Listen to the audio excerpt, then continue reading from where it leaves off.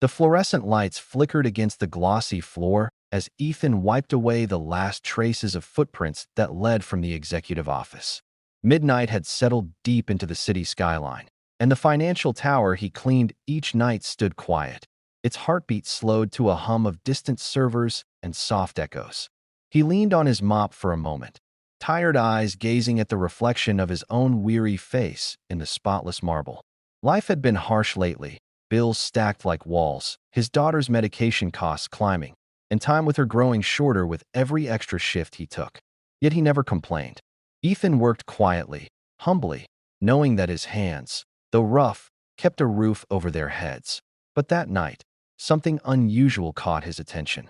The CFO's office door was ajar, a faint blue glow spilling from the computer screen. Ethan almost ignored it, as always. But then, his eyes flicked toward the monitor, where spreadsheets and figures danced across the screen. He had once dreamed of being an accountant before life had turned sideways. Numbers still whispered to him. Patterns still made sense. He hesitated, torn between duty and curiosity, then took a cautious step closer. What he saw next made his stomach twist. The columns didn't align. Figures that should have matched didn't. His eyes moved quickly, instinctively calculating, checking, verifying. And there it was, a discrepancy, massive and hidden deep inside layers of coded entries. It was a $65 million error. Not a typo, but a buried mistake that could destroy the company if discovered too late. He froze, pulse pounding. Should he tell someone? Who would believe a janitor with a mop in one hand and numbers in his head? If you believe kindness and second chances still matter in this world, please take a second to like, comment, share, and subscribe, because this story is about how one quiet act of honesty can change everything.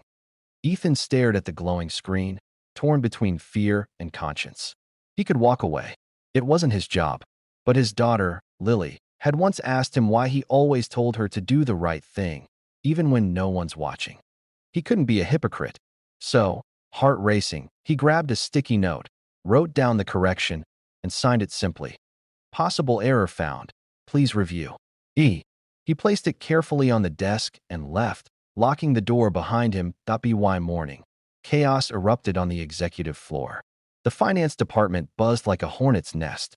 The CEO, Margaret Lane, known for her sharp mind and colder temper, stormed out of her office demanding answers. How did this error appear? Who found it? And more importantly, who was E? The accountant scrambled through logs, emails, and office footage until finally, the truth came out. E wasn't an analyst. He wasn't even an employee of the finance team. It was Ethan, the night janitor. The same man who emptied their trash bins, wiped their desks, and quietly disappeared before sunrise. Margaret was stunned. She called for him immediately. When Ethan arrived, broom still in hand, every eye in the building turned toward him. The executives whispered, half confused, half amused. What could a janitor possibly know about high-level accounting? But when Margaret showed him the spreadsheet, Ethan calmly explained how the data had been mismatched, how one transfer was duplicated under a deferred expense, and how it cascaded into a $65 million discrepancy. His explanation was clear, humble, and precise, the kind only someone with real experience could give. Silence filled the room when he finished. Margaret stared at him, her expression unreadable. Then she asked the question that hung in the air. How did you notice this? Ethan hesitated, then answered softly. Numbers have always made sense to me, ma'am. I studied accounting before I had to leave school. His voice cracked slightly as he mentioned his past. Life happened. My daughter needed me more than my dreams did. That line hit the room like a wave. For a moment, even the air seemed to stop moving. Margaret didn't respond. She just nodded slowly and dismissed everyone except Ethan. When the doors closed, she looked at him differently, not as a janitor, but as a man who had just saved her company. Do you realize what you've done? She said quietly. You just prevented the biggest financial disaster we've ever faced. Ethan shrugged, trying to hide his nerves. I just did what anyone should, ma'am. I didn't want anyone getting in trouble. But Margaret saw more than humility. She saw integrity, the kind of rare honesty money couldn't buy. That night, she went home thinking about that quiet man who'd risked nothing to gain everything for others. The next morning, as the sun poured through the glass towers, Every employee was called to the main lobby. Rumors spread like wildfire. People thought it was another quarterly announcement. They couldn't have been more wrong. When Ethan arrived, still in his janitor's uniform, he froze. The CEO was on stage. Cameras were pointed toward the crowd, and his name, Ethan Cole, was displayed on the big screen behind her. Margaret stepped forward. "Sometimes," she began, "heroes don't wear suits. They don't lead meetings or make headlines. Sometimes, they push mops, work silently, and keep their hearts clean while the world looks past them." The audience turned to where Ethan stood, confusion and awe mixing in the air. Last night, this man found an accounting error that could have cost us $65 million. He didn't hide it. He didn't exploit it. He just did the right thing. Applause began, hesitant at first, then thunderous. Ethan's eyes welled up as people he had silently served for years stood and clapped for him. Margaret walked down the stage steps and motioned for him to join her. "Ethan," she said, handing him an envelope. "We can't repay integrity, but we can honor it. You've earned more than respect. You've earned a place where you belong." The envelope contained an offer letter. It wasn't a reward check. It was a full-time position in the accounting department, the dream he'd buried years ago. The crowd gasped, and Ethan stood frozen, tears glimmering in his tired eyes. He could barely speak. "I don't know what to say." "Say yes," Margaret replied gently.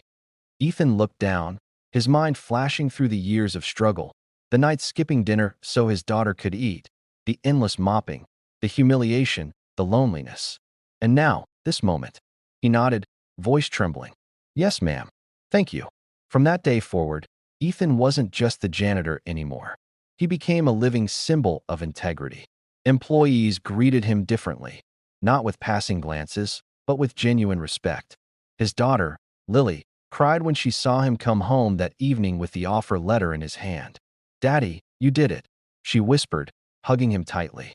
And for the first time in a long time, he felt like the world had finally seen him, not for what he wore or what he earned, but for who he truly was.